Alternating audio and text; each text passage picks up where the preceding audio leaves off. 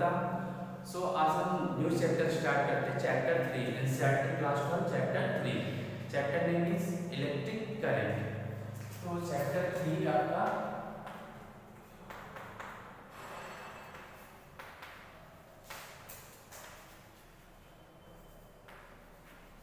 Electric current. सो इसके पहले हमने जो भी दो चैप्टर यहाँ पे डिस्कस किया था आपका electric charge and field and electric potential and capacitance, इन दोनों चैप्टर में हम चार्ज की रेस्ट पोजीशन, ये चार्ज की रेस्ट पोजीशन में इसकी डिस्कस कर रहे थे। मींस चार्ज यहाँ पे रेस्ट पे था, इसलिए हम इसको इस पूरी ब्रांच को इन दोनों चैप्टर को मिला के बोल सकते हैं ये इलेक्ट्रोस्टैटिक ब्रांच थी। अब हम यहाँ पे नेक्स्ट जो टॉपिक यहाँ पे डिस्कस करने वाले हैं इलेक्ट्रोडायनेमिक्स। इलेक्ट्रोडायनेमिक्स मींस अभी यहाँ पे क्या है, चार्ज हमारा यूनिफॉर्म स्पीड से मूव करेगा। मींस चार्ज के मोशन स्टेट को हम डिस्कस करने वाले हैं। तो चार्ज के मोशन स्टेट को ही हम क्या बोलते हैं, इलेक्ट्रिक करंट बोलते हैं। तो मींस इलेक्ट्रिक करंट को अगर हम मैथमेटिकली डिफाइन करते हैं तो electric current is defined as the, it is represented by I equal to the rate of flow of charge. Means per unit time में जितना भी चार्ज फ्लो करता है उसे हम क्या बोलते हैं, इलेक्ट्रिक करंट बोलते हैं। अब इसको हम इस तरीके से लिख सकते हैं I equal to dq by dt। ये फॉर्मूला हम तब यूज करते हैं जब बहुत ही स्मॉल चार्ज जो है स्मॉल टाइम इंटरवल में फ्लो कर रही है, तो हम I की वैल्यू dq बाई dt लिखते हैं। मींस ये कह सकते हैं चार्ज अगर हमारा टाइम के फंक्शन में दिया है उसको हम डिफरेंशिएट करते थे, हमें करंट मिल जाती है। उसके बाद नेक्स्ट हम यहाँ पे q की वैल्यू n इक्वल कर सकते हैं n e बाई t। एक फॉर्मूला आप ये भी देख सकते हो, number of electron, charge of electron upon time. इस फॉर्मेट में भी हम n e बाई t लिख सकते हैं। अब उसके बाद इसका नेक्स्ट हम डिफाइन करते हैं इसकी यूनिट, डायमेंशन एंड ये स्केलर है या वेक्टर, इसको डिस्कस करते हैं। तो सबसे पहले हम इसकी यूनिट डिफाइन करते हैं। तो इसकी जो यूनिट है, यूनिट बिकॉज ये फंडामेंटल फिजिकल क्वांटिटी, सो इसकी यूनिट डिफाइंड है एम्पियर। या हम एक यूनिट और भी लिख सकते हैं यहाँ पे कूलम्ब पर सेकेंड, और फ्रीक्वेंटली इसको हम क्या बोलते हैं, एम्पियर, जिसको हम कैपिटल ए से रिप्रेजेंट करते हैं। उसके बाद हम यहाँ पे इसकी यूनिट ये कंप्लीट होती है। नेक्स्ट इज द, अब सपोज दैट हमें 1 एम्पियर डिफाइन करना है। What is the 1 ampere? जैसे हम सपोज दैट 1 मीटर डिफाइन करते हैं, फिर आपका 1 न्यूटन फोर्स डिफाइन करते हैं, उसी तरीके से हम 1 एम्पियर करंट को डिफाइन करने वाले हैं। तो 1 एम्पियर करंट का मतलब क्या है, 1 ampere current means 1 coulomb charge flow in 1 second. Means किसी भी कंडक्टिंग वायर से 1 कूलम्ब का चार्ज 1 सेकंड में अगर फ्लो करता है तो क्या होती है, 1 एम्पियर करंट होती है। मींस जितने कूलम्ब का चार्ज 1 सेकंड में फ्लो करता है उतने एम्पियर करंट। मींस अगर हम यहाँ पे 2 एम्पियर कह रहे हैं, इसका मींस 2 कूलम्ब का चार्ज जो है फ्लो कर रहा 1 सेकंड में। उसी तरीके से एक और तरीके से हम डिफाइन कर सकते हैं, because 1 coulomb is equivalent to the 6.25 into 10 to power 18 electron, because 1 coulomb is equivalent to the 6.25 to 10 to power 18 electron flow in 1 second. Means if the किसी कंडक्टर वायर से 6.25 into 10 to power 18 electron flow कर रहे हैं इन 1 second में, तो आप बोल सकते हो उस कंडक्टर की जो करंट होगी वो किसके इक्वल होगी, 1 एम्पियर के इक्वल होगी। देन अब इसके नेक्स्ट आते हैं डायमेंशन। तो डायमेंशन यहाँ पे अगर इसका देखें तो डायमेंशन बिकॉज ये क्या है, फंडामेंटल फिजिकल क्वांटिटी है, सो इसकी जो डायमेंशन होती है ये होती है capital A. Next is the unit and dimension. Next ये स्केलर है या वेक्टर। अब हम यहाँ पे इसको डिस्कस करते हैं कि ये स्केलर है या वेक्टर। तो सबसे पहले इसका थोड़ा सा लॉजिक देखते हैं। सपोज दैट ये कंडक्टर है आपका, इस कंडक्टर को जैसे ही हम क्या करते हैं, सेल से कनेक्ट करते हैं, जैसे ही हमने सेल से कनेक्ट किया देन ये पॉजिटिव टर्मिनल, ये नेगेटिव, तो सेल का ये पॉजिटिव टर्मिनल, ये positive and then negative terminal, so ये आपका वायर का ये जो है नेगेटिव। तो जिसकी वजह से यहाँ पे पोटेंशियल डिफरेंट डेवलप होता है और करंट का फ्लो करने का या चार्ज का फ्लो करने का सबसे बड़ा इंपॉर्टेंट जो होता है पोटेंशियल डिफरेंस का होता है। आपने पिछले चैप्टर में पोटेंशियल डिफरेंस डिस्कस किया था। तो पोटेंशियल डिफरेंस एक ऐसी फिजिकल क्वांटिटी है ये जो चार्ज को फ्लो करने के लिए रिस्पॉन्सिबल होती है। मींस चार्ज किसी कंडक्टर के बीच, किसी भी ऑब्जेक्ट के बीच चार्ज तभी फ्लो कर सकता है जब उन दो ऑब्जेक्ट या दो पॉइंट के बीच पोटेंशियल डिफरेंस हो।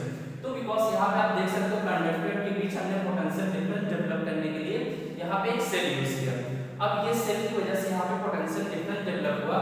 सो जो भी इलेक्ट्रॉन इसके अंदर फ्री इलेक्ट्रॉन होंगे ये क्या होंगे, इलेक्ट्रॉन जो है इलेक्ट्रिक ये कह सकते हो कि पॉजिटिव एंड की तरफ क्या करेंगे, मूव करते हैं।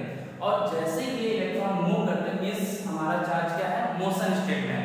तो हमने पहले ही बोला था the motion state of charge is called the electric current या rate of flow of charge is called the electric current. So यहाँ पे इलेक्ट्रॉन की फ्लो कर रहा है जिसकी वजह से हम क्या बोलते हैं, इलेक्ट्रिक करंट बोलते हैं।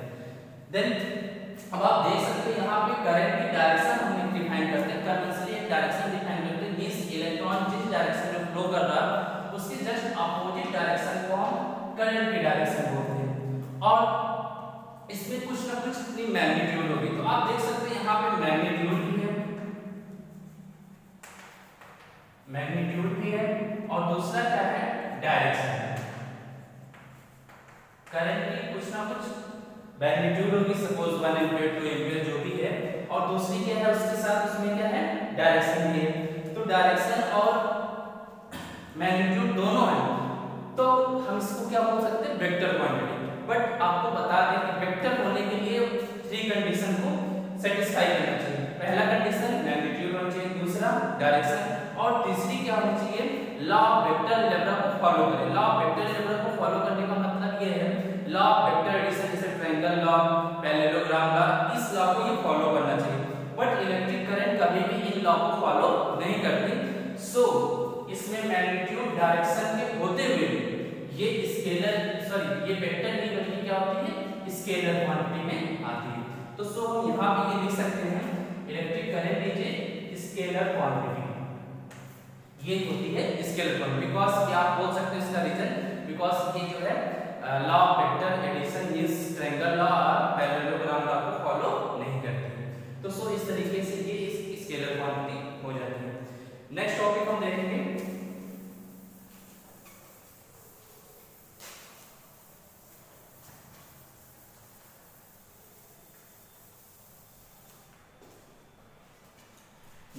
हम लोग type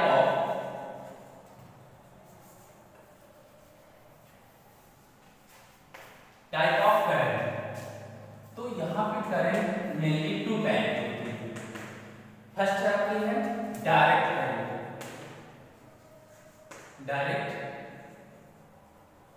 current, and second is the alternative current.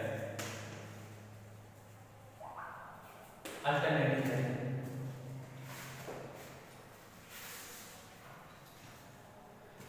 First is the direct current and second is the alternative current, जिसको शॉर्टली हम क्या बोलते हैं, डीसी, और इसे क्या बोलते हैं, AC. Means direct current and second is the alternative current. तो यहाँ पे हम डायरेक्ट करंट और अल्टरनेटिव करंट को देख लेते हैं क्या होता है। डायरेक्ट करंट का मतलब ये होता है कि ये टाइम के साथ इसका मैग्नीट्यूड जो है कांस्टेंट होता है। सपोज दैट हम ग्राफ ड्रा करें टाइम के बीच, ये टाइम और ये करंट की मैग्नीट्यूड के बीच, तो यहाँ पे आप देख सकते हो कि ये टाइम के साथ जो है इसका मैग्नीट्यूड क्या है, कांस्टेंट है, टाइम के साथ ये वेरी नहीं कर रहा है। और दूसरा आता है आपका अल्टरनेटिव करंट। अल्टरनेटिव करंट का अगर हम ग्राफ ड्रा करते हैं टाइम और उसके मैग्नीट्यूड के साथ, तो इसका जो ग्राफ होता है कुछ इस तरीके से आपको दिखेगा। ये ग्राफ क्या बता रहा है कि ऐसी करंट जिसकी जो है मैग्नीट्यूड भी देख सकते हो आप लगातार वेरी कर रही है और एक फिक्स टाइम के बाद इसकी डायरेक्शन भी क्या हो रही है, रिवर्स हो रही है। अभी ये इधर की तरफ फ्लो कर रही है, इधर की तरफ इस पॉजिटिव डायरेक्शन है, इधर जस्ट नेगेटिव, मींस इसकी डायरेक्शन जस्ट रिवर्स हो जा रही है। तो हम ये बोल सकते हैं यहाँ पे अल्टरनेटिव करंट एक ऐसी करंट होती है जिसमें कंटिन्यूअसली मैग्नीट्यूड चेंज होती है और दूसरी चीज पीरियोडिकली मींस एक फिक्स टाइम के बाद उसकी डायरेक्शन भी चेंज होती है। इसीलिए इसको क्या बोलते हैं, अल्टरनेटिंग करंट। सो हम इस चैप्टर में सिर्फ और सिर्फ डायरेक्ट करंट को ही डिस्कस करेंगे।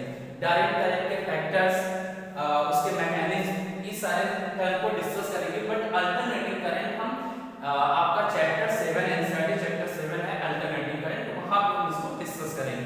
तो सबसे पहले हम यहाँ पे डायरेक्ट करंट का फ्री इलेक्ट्रॉन मॉडल अब देखेंगे, मतलब कैसे किसी कंडक्टर में करंट फ्लो करती है, क्या क्या फैक्टर्स होते हैं जो उसको अफेक्ट करते हैं। तो सो हम यहाँ पे डायरेक्ट करंट को डिस्कस करने जा रहे हैं।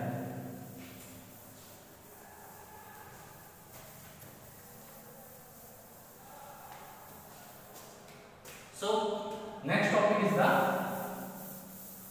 direct current, free electron model.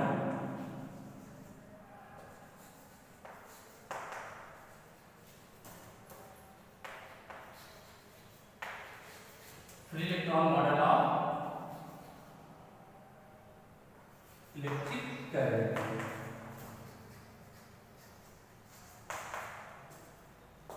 यहाँ पर हम डिस्कस करेंगे free electron model of electric current. So सबसे पहले हम यहाँ पे कंडक्टर और इंसुलेटर को डिस्कस कर लेते हैं। कंडक्टर क्या होता है, जैसे कि आप लोगों को पता होगा, ऐसे मटेरियल जिससे करंट पास होती है, इजीली पास हो जाए, उसे कंडक्टर बोलते हैं। और ऐसे मटेरियल जिससे करंट पास नहीं हो सकती, उसे क्या बोलते हैं, इंसुलेटर्स बोलते हैं। ऐसा क्या होता है कंडक्टर में जिसकी वजह से करंट उसमें पास हो जाती है, और इंसुलेटर में ऐसा क्या नहीं होता जिसकी वजह से करंट उससे पास नहीं होती। तो यहाँ पे देखते हैं सबसे बड़ा मैटर आता है फ्री इलेक्ट्रॉन का। तो किसी भी कंडक्टर जैसे कि मेटल्स है, तो मेटल्स के अंदर जो होता है बहुत ही हाई अमाउंट में क्या होता है, फ्री इलेक्ट्रॉन होता है, जो कि यहाँ पे इस तरीके से रैंडम मोशन करता है। लगभग अगर हम कहें किसी कंडक्टर का एवरेज फ्री इलेक्ट्रॉन का जो नंबर होता है 10⁻28 per metre cube, means 1 metre cube का वॉल्यूम का अगर आपका कोई भी कंडक्टर है, जैसे कॉपर है, सिल्वर है, आयरन है, कोई भी मेटल है, उसमें अप्रॉक्स जो है 10⁻28 फ्री इलेक्ट्रॉन्स होते हैं उसके पर यूनिट वॉल्यूम में। तो इसी वजह से यही एक मेन रीजन होता है जिसकी वजह से कोई ऑब्जेक्ट कंडक्टर होता है और इसके ना होने पे कोई भी ऑब्जेक्ट क्या बन जाता है, इंसुलेटर। अब जैसे हम कहें कांच हो गया, आपका प्लास्टिक हो गया, या हम कह सकते हैं वुड हो गया, ये सारे क्या है, इंसुलेटर की कैटेगरी में आते हैं। उसका रीजन है बिकॉज उसमें क्या होता है कि ये फ्री इलेक्ट्रॉन बहुत ही लेस अमाउंट में होते हैं या तो नहीं होते। तो ये इलेक्ट्रॉन होता क्या है, तो आपको पता है जैसे कि एटम है, एटम का ये न्यूक्लियस है, न्यूक्लियस की सराउंडिंग में क्या होता है, इस तरीके से ऑर्बिट्स होते हैं, ये ऑर्बिट में इलेक्ट्रॉन डिस्ट्रीब्यूट होते हैं। तो जो सबसे आउटर मोस्ट ऑर्बिट होता है उसके इलेक्ट्रॉन क्या होते हैं, यहाँ से लूजली बाउंडेड होते हैं।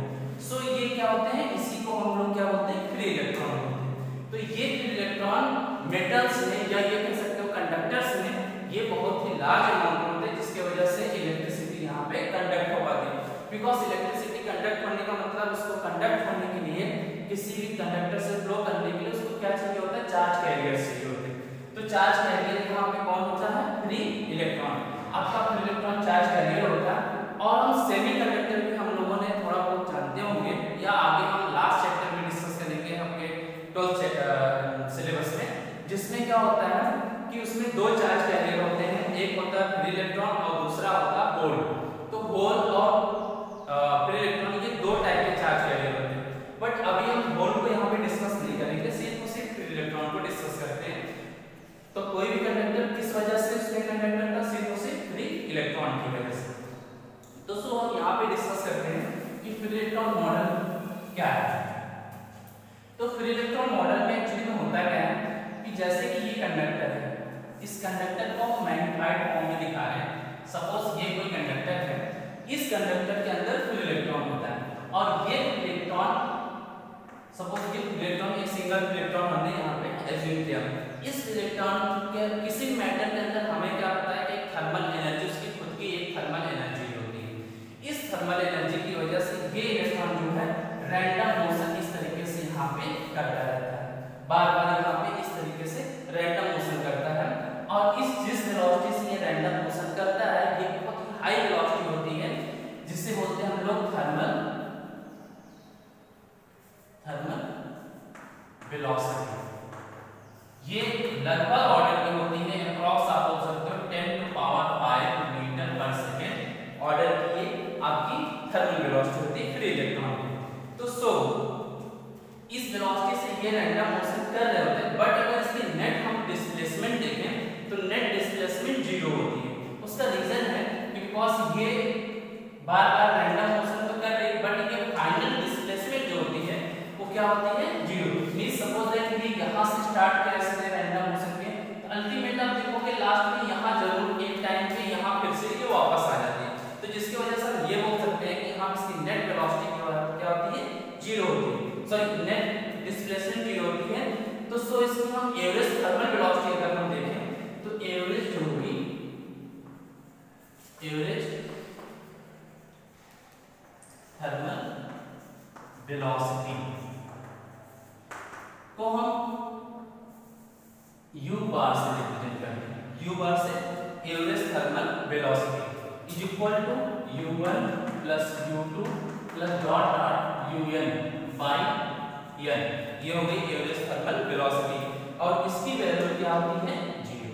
उसका रीजन यही है कि बिकॉज इसकी हम मैग्नीट्यूड अगर देखें तो 10⁵ मीटर पर सेकंड, बट अगर हम एवरेज वैल्यू निकालें तो 0 आती है। क्यों? क्योंकि नेट डिस्प्लेसमेंट हमारा क्या होता है 0 होता है। तो ये हो गई हमारी एवरेज थर्मल वेलोसिटी। अब उसके बाद इसमें एक और टर्म आता है, नेक्स्ट टर्म आता है रिलैक्सेशन टाइम। रिलैक्सेशन टाइम क्या होता है?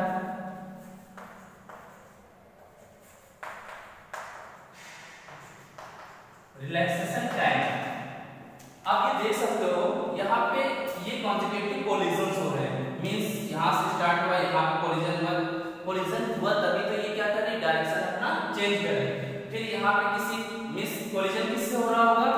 उस कंडक्टर के अंदर जो भी पॉजिटिव चार्ज है, ये तो इलेक्ट्रॉन नेगेटिव, उसके अंदर प्रोटॉन भी होंगे, तो प्रोटॉन से ये क्या करते हैं कोलिजन करते हैं या दूसरे इलेक्ट्रॉन से भी कोलिजन करते हैं। उस कोलिजन की वजह से ये क्या करते हैं कि डायरेक्शन बार-बार चेंज करते हैं। तो आप देख सकते हैं कि डायरेक्शन इसने अपना चेंज किया हुआ है। तो आप देख सकते हो to consecutive collision, suppose that एक हम यहां ले रहे हैं और दूसरा ये कोलिजन ले रहे हैं बी। तो ए से बी तक के कोलिजन के बीच का जो टाइम गैप है, इसी टाइम गैप को हम लोग क्या बोलते हैं रिलैक्सेशन टाइम बोलते हैं और ये रिप्रेजेंट होता है टाउ से। ये लैटिन वर्ड टाउ से इसको हम रिप्रेजेंट करते हैं। एंड सेकंड एक टर्म आपका यहां पे आता है मीन फ्री पाथ।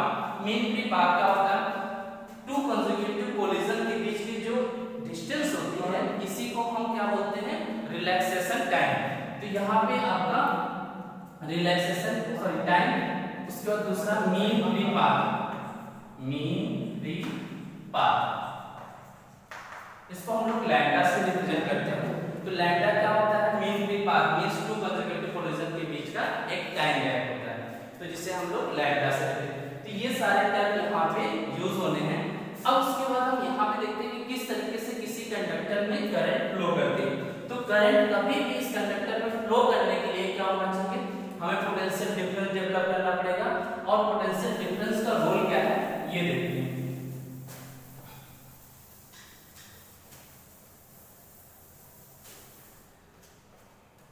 सपोज इस कंडक्टर को एक सेल से कनेक्ट करते हैं जिसका potential difference V। B potential difference का ये सेल है, पॉजिटिव टर्मिनल ये नेगेटिव। सो इसका ये पॉजिटिव इंडी यहां पे ये पॉजिटिव एंड ये नेगेटिव। अब इसकी वजह से होगा क्या? यहां पे एक इलेक्ट्रिक फील्ड डेवलप हो जाएगा बिकॉज़ पॉजिटिव प्लेट ये हो गई नेगेटिव, तो एक external magnetic electric field generate हो गई। उसके बाद जिसकी वजह से इसके अंदर जितने भी इलेक्ट्रॉन होंगे ये शिफ्ट करना चाहेंगे इस तरफ और जितने भी पॉजिटिव चार्ज होंगे ये शिफ्ट करना चाहेंगे इस तरफ। अब क्या होगा कि किसी भी कंडक्टर अगर ये नॉर्मल कंडक्टर यहाँ पे सेल ना कनेक्ट होता तो जितना यहाँ पॉजिटिव चार्ज होता है उतना ही नेगेटिव, जिसकी वजह से एक रिवर्स इलेक्ट्रिक फील्ड यहाँ पे जनरेट होती और ये नेट इलेक्ट्रिक फील्ड जीरो हो जाता। जैसा कि हमने प्रीवियस चैप्टर में पढ़ा हुआ है कि जब भी किसी भी कंडक्टर के अंदर इलेक्ट्रिक फील्ड क्या होती है जीरो।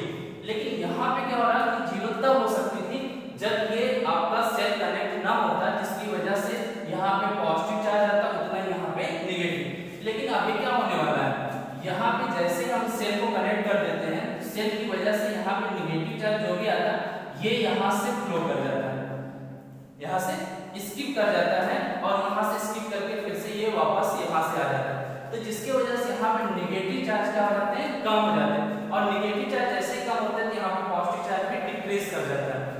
जिसकी वजह से डिक्रीज करेगा तो आप बोल सकते हो इंटरनल जो भी इलेक्ट्रिक फील्ड होगी ये लेस हो जाएगी, ये लेस और ये क्या हो जाएगी ग्रेटर हो जाएगी, जिसकी वजह से यहाँ पे एक नेट इलेक्ट्रिक फील्ड जनरेट होती है ई नेट। ई नेट की डायरेक्शन किस तरफ होगी, इस तरफ, नेगेटिव टू पॉजिटिव की तरफ। उसका रीजन आप देख सकते हो एक्सटर्नल की वैल्यू ज्यादा हो गई, इंटरनल की वैल्यू कम हो गई, जिसकी वजह से नेट इलेक्ट्रिक फील्ड क्या हो गई इस डायरेक्शन में जनरेट हो गई। अब जैसे ये नेट इलेक्ट्रिक फील्ड यहाँ पे जनरेट होती है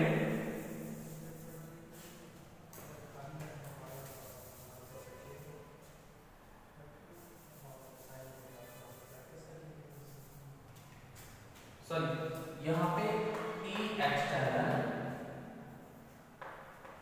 E external and second is the E internal, ये ग्रेटर है आपका, ये स्मॉलर है, तो जिसकी वजह से नेट इलेक्ट्रिक फील्ड की डायरेक्शन ये E net, net electric field की डायरेक्शन ये आपकी जनरेट करेगी।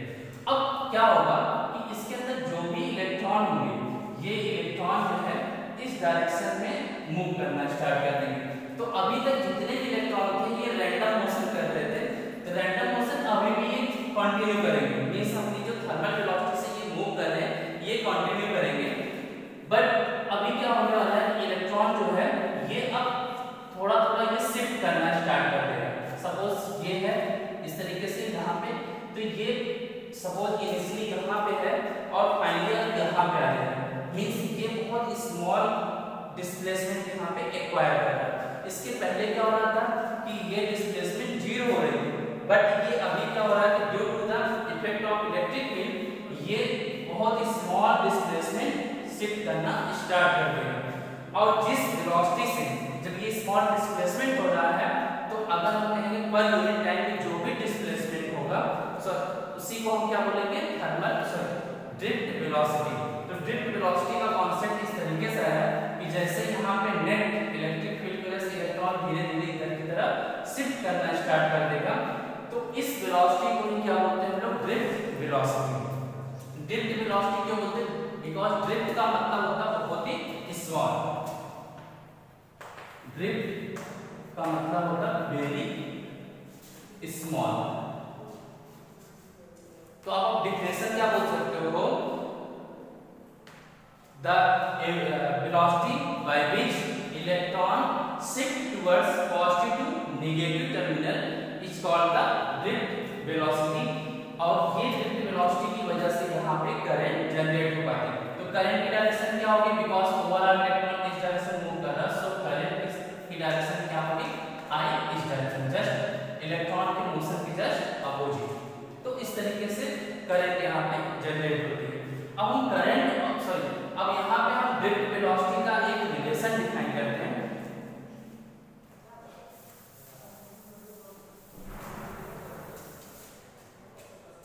सपोज यहाँ किसी भी इलेक्ट्रॉन के लिए अगर हम एक्सेलरेट कर रहा है v1 = u1 + a τ1, यहाँ पे क्या है by the first equation of motion, means उसकी इनिशियल थर्मल वेलोसिटी u1 और ये final velocity due to the electric field. अब इसकी वेलोसिटी क्या होगी v1 due to the acceleration a और यहाँ पे रिलैक्सेशन टाइम τ1, बिकॉज़ ये सिर्फ अपने रिलैक्सेशन टाइम तक के लिए इंक्रीज करती है, मींस जब तक कि दूसरा कोलिजन नहीं होता तब तक ये अपनी वेलोसिटी को इंक्रीज करती है, जैसे ही कोलिजन होता है इसकी वेलोसिटी डिक्रीज कर जाती है, फिर से ये सेल से क्या करती है एनर्जी एक्वायर करती है और फिर से एक्सेलरेट होती है, उसके बाद फिर से ये कोलाइड करके फिर से डिक्रीज करती है। तो सो इसीलिए हम टाइम ले रहे हैं τ। तो यहाँ पे किसी एक के लिए v1 = u1 + a τ। अब a की वैल्यू सारे इलेक्ट्रॉन के लिए कांस्टेंट रहेगी, बिकॉज़ इलेक्ट्रॉन का जो मास और चार्ज जो है कांस्टेंट है। तो सो v = u1 + a τ, then v2 = u2 + a τ2। इसी तरीके से अगर हम vn = लिखें vn = un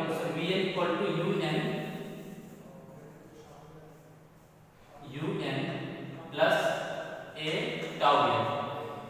अब हम इसकी जो एवरेज वैल्यू होती है उसी को क्या बोलते हैं ड्रिफ्ट वेलोसिटी। तो ड्रिफ्ट वेलोसिटी को रिप्रेजेंट करते हैं हम लोग vd से, vd इक्वल टू होता है v1 plus v2 plus dot dot vn by n। Then v1 की वैल्यू क्या है U1 plus A tau 1 plus U2 plus A tau 2 plus dot dot UN plus A tau n upon n। अब यहाँ पे आप देख सकते हो U1 U2 इस तरीके डॉट डॉट UN को हम अलग कर देते हैं, तो क्या लिख सकते हैं U1 plus U2 plus dot dot UN by n plus इसको हम डिनोमिनेटर के साथ ले लिया है प्लस फिर क्या बचा A tau 1 A tau 2 plus dot dot A tau n। A को हम कॉमन ले सकते हैं सबसे, तो A को कॉमन ले लेते क्या बचा अपना tau 1 plus tau 2 plus tau n by n। तो यहाँ पे आप ये देख सकते हैं क्या एवरेज थर्मल वेलोसिटी, और जो कि पहले ही हमने बोल दिया है या हमने कंक्लूजन निकाला है कि एवरेज थर्मल वेलोसिटी क्या होती है 0 होती है, तो सो इसकी वैल्यू 0 प्लस a ऐसे रिलेशन। फिर उसके बाद यहाँ पे ये क्या एवरेज रिलैक्सेशन टाइम, तो एवरेज रिलैक्सेशन टाइम का हम टाउ ले लें तो यहाँ पे हमारी Vd इक्वल टू आ जाएगी Vd equal to a tau. तो ये हमारा एक रिलेशन आ गया in the term of acceleration and relaxation time. अब इसको भी थोड़ा सा हम यहाँ पे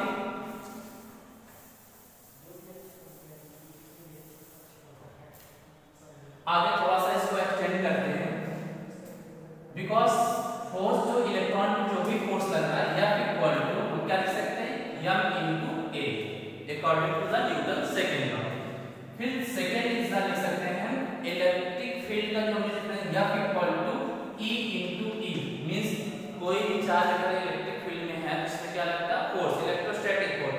तो ये फोर्स F की वैल्यू क्या होती है चार्ज इनटू इलेक्ट्रिक फील्ड, तो बिकॉज़ चार्ज का इलेक्ट्रॉन, सो यहाँ पे E इनटू E।